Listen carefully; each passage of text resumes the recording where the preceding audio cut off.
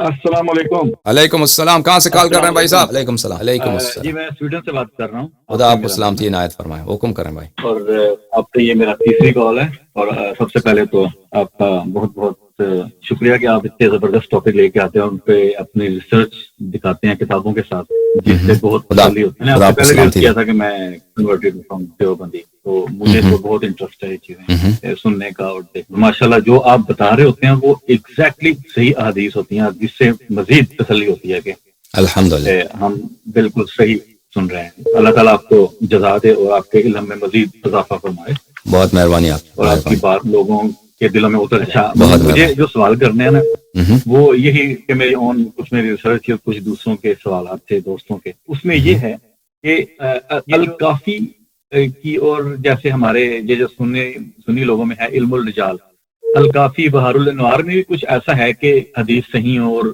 ضعیف بھی ہوں؟ کیا بہار الانوار الکافی کی بات کریں، بہار کی بات کر رہے ہیں؟ مجھے سمجھ نہیں آیا آپ کا سوال۔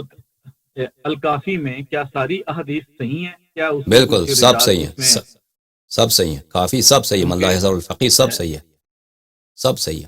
بہار بالکل الانوار بھی ایسی ہے، وہ بھی ٹھیک ہے؟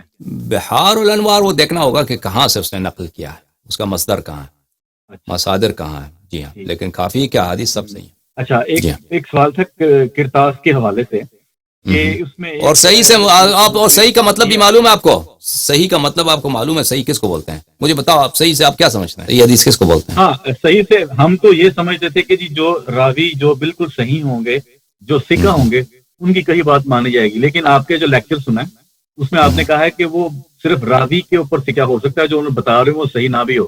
ایسی بات ہے نا؟ ہاں مجھے صحیح، مطلب بتا صحیح رہے کے ہیں، دو ہو سکتا ہے وہ دو غلط بھی ہو۔ اصطلاحات ہیں عزیزو، دو اصطلاح۔ ایک اصطلاح ہے جو مشہور معروف ہے علماء کے درمیان، اور ایک جو عوام سمجھتے ہیں نا عوام سمجھتے ہیں کہ کہہ دیا صحیح ہے تو اس کا مطلب ہے کہ واقعا رسول اللہ صلی اللہ علیہ وسلم نے فرمایا۔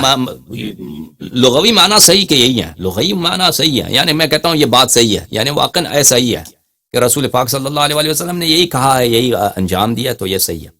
لیکن علماء کے نزدیک جب یہ کہتے ہیں یہ حدیث صحیح ہے تو اس کا مطلب ہے کہ اس کے روایت سب ثقہ ہیں۔ ثقہ سے بھی مراد یہ نہیں کہ حقیقتاً ثقہ ہیں، حقیقی ثقہ کا تو اللہ کو معلوم ہے، اس کے متعلق دوسروں نے کہا کہ یہ ثقہ، دوسروں نے کہا یہ ثقہ ہیں، پر یہ بھی واقعاً ثقہ ہیں وہ بھی نہیں معلوم۔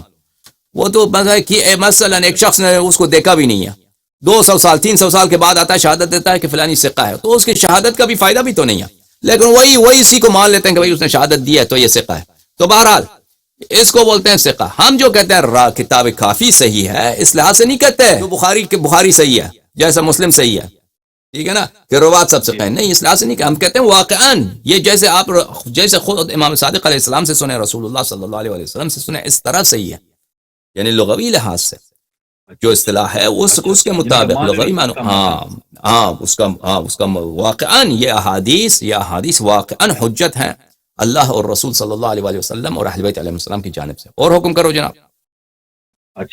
اچھا، تو علامہ صاحب اس میں ایک دوسرا سوال تھا کہ ایک حدیث کرتاس کے بارے میں کہ جی ایک دفعہ ابن عباس اور حضرت علی مولا علی علیہ السلام نے کہا کہ ہم چلتے ہیں اپنا نام لکھوا لیں اپنی خلافت کے لیے، تو حضرت علی نے منع کر دیا کہ کہیں وہ نہ لکھیں تو پھر ہمیں خلافت ملے ہی نہ۔ یہ اکثر سنی علماء کوٹ کرتے ہیں کہ انہوں نے نہیں لکھوائی تھی، تو حضور صلی اللہ علیہ وسلم بھی نہیں ان کے حق میں لکھنا چاہتے تھے، حضور صلی اللہ علیہ وسلم ابو بکر کا نام ہی لکھنا چاہتے تھے۔ تو نہیں، اس طرح کی تو کوئی حدیث نہیں ہے، مجھے تو اس طرح کی حدیث یاد نہیں آتی، اور حدیث قرطاس سے اس کا ربط بھی نہیں ہے۔ بہرحال مجھے اس طرح کی کوئی، اگر یہ ہے کوئی روایت ہو، اور عائشہ کی روایت ہے رسول پاک صلی اللہ علیہ وسلم اگر لکھتے تو ابو بکر کا نام لکھتے، یہ تھا، یہ عائشہ کی حدیث ہے بخاری میں۔ لیکن جو آپ کہہ رہے ہیں کہ وہ کہتے تھے کہ ہم اپنا نام لکھانا چاہتے ہیں، پھر انہوں نے کہا وہ کون لکھنے والا کون تھا کہ لکھانا؟ کینڈیڈیٹسی کا کوئی لسٹ بنا رہے تھے، کینڈیڈیٹس کا کوئی لسٹ بنا رہا تھا کوئی؟ یہ کہا کہ میرے ذہن میں تو اس طرح کی بات نہیں ہے کہ کوئی لسٹ بنا رہا تھا کہ انہوں نے کہا کہ ہم اپنا نام لکھانا چاہتے ہیں، پھر کہا کہ نہیں لکھتے ہیں، نہیں لکھا، یا کوئی روایت کی مضمون کچھ اور ہے، آپ اس کو اور طرح سے نقل کرتے ہیں۔ یہ نا مرزا نے ایک دفعہ کہی تھی، دوسرا مولانا اسحاق نے بھی یہ وہ نہیں، وہ جو روایت ہے وہ عائشہ کی حدیث ہے۔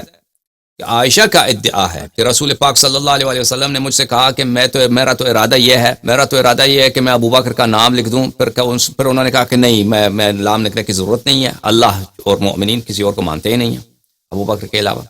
تو یہ عائشہ کی روایت ہے، اچھا عائشہ کی روایت، اور یہ بھی حدیث قرطاس میں نہیں ہے، یہ اور جگہ پہ ہے، اور جگہ پہ ہے، ہاں وہ تو ویسے اور جگہ پر ہے، اور یہ ایک جھوٹی حدیث ہے، یہ جھوٹی حدیث ہے، اس کے جھوٹ ہونے کے کئی دلائل ہیں۔ میں نے ابھی عربی زبان میں 2 مہینے پہلے 12 دلیل دیے تھے، کوئی 5-6 تقریریں کی ہیں، 7 تقریریں کی ہیں کہ یہ حدیث کیوں جھوٹی ہے، یہ اس کے جھوٹ پر کہ عائشہ نے یہ جھوٹ اور ادعا کیا ہے رسول پاک صلی اللہ علیہ وسلم۔ ہاں میں نے 12 دلائل دیے تھے وہاں پہ کہ یہ حدیث کیوں جھوٹی ہے، تو وہ اگر کبھی ہو سکے حدیث قرطاس میں بات کریں تو اس کو میں تفصیل کے ساتھ بتاؤں گا کہ یہ کیوں جھوٹی حدیث ہے، یہ سچ نہیں، یہ عائشہ کی ایک جھوٹی ادعا ہے۔ جی زبردست۔ اچھا آخری سوال یہ ہے کہ اکثر ہم واقعہ سنتے ہیں کہ جی مسلمان پہلے نماز نہیں پڑھتے تھے کھلم کھلا خانہ کعبہ میں، لیکن جب عمر نے اسلام قبول کیا اچھا تو پھر مسلمان کھلم کھلا۔ تو آپ نے کل والی تقریر سنی ہے نا کہ عمر مسلمان کیسے ہوا، عمر مسلمان کیسے ہوا نا، میں نے سنی ہے بالکل۔ ہاں تو وہ تو خود اگر واقعاً وہ اتنا شجاع تھا، اگر واقعاً اتنا ایک شخص شجاع ہے، دیکھیں اتنا وہ دلیر ہے کہ اس کے دلیری کے بدولت مسلمانوں کو جرأت ہے کہ وہ آ کر وہ مسلمان بھر کے کہتے ہیں آؤ کھلم کھلا نماز پڑھتے ہیں، ٹھیک ہے نا۔ اگر اس طرح ہے تو وہ خود کے اپنے گھر میں ڈرا ہوا تھا، وہ جب تک اس کافر نے رسول پاک صلی اللہ علیہ وسلم کے بدترین دشمن نے اس کو پناہ نہیں دی، وہ مسلمان نہیں ہوا، اس نے پناہ دی ہے تو پھر اس نے مسلمان بنایا نا۔ ہم تو یہ تو پورا واقعہ اس کے اسلام پہ ہمیں شک میں ڈالتا ہے۔ مثلا ایک شخص جاتا ہے، فرض کریں ایک شخص ہے جاتا عمران خان کا آدمی ہے، وہ کہتا ہے کہ میں عمران خان کا پارٹی چھوڑ کے نواز شریف کے پارٹی میں جاتا ہوں، تو عمران خان اس کو جانے دیتا ہے؟ وہ تو کہہ دے گا کہ تو نہ جا تو میرے ساتھ رہے۔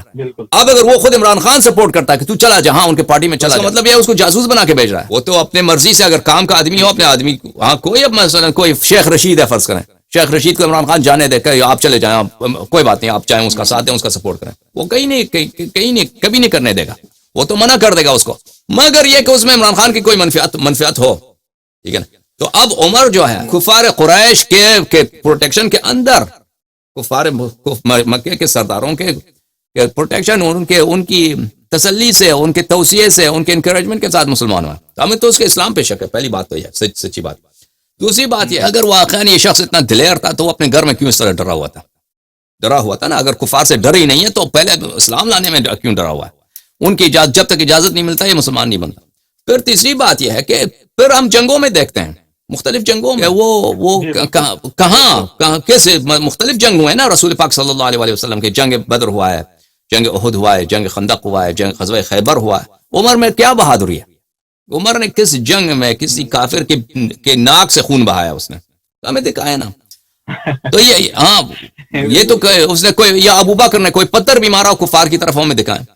بلکہ مصنف ابن ابی شیبہ میں تو ہے کہ یہ بھاگ گیا تھا نا وہ خیبر سے، وہ صحیح ہے سند کے ساتھ کہ مسلمانوں نے اس کو گالی بھی دی تھی کہ اس نے ہماری بے عزتی کی ہے، ٹھیک ہے نا۔ جی بالکل جی ٹھیک چلیں علامہ صاحب، بس یہی اوکے، بہت مہربانی آپ کی عالی مدد، تو اللہ تعالیٰ آپ کو جزائے خیر دے اور سلامت رہیں آپ، سلامت رہیں آپ، خدا حافظ، اللہ حافظ۔